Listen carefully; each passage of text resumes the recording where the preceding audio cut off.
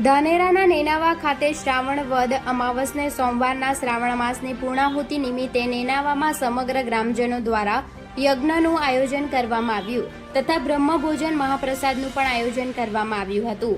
નેનાવા જાગીર મઠ 1008 શિવપુરી મહારાજ જગ્યાની અંદર જય શ્રી નીલકંઠ મહાદેવ મંદિર નેનાવા ખાતે યજ્ઞ આચાર્ય જયેશભાઈ જાનીના હસ્તે કરવામાં આવ્યું હતું, જેમાં યજમાનો હાજર રહ્યા હતા. Reporter Ramesh Trivedi, Gujarat crime news, Nenava, Dhanera.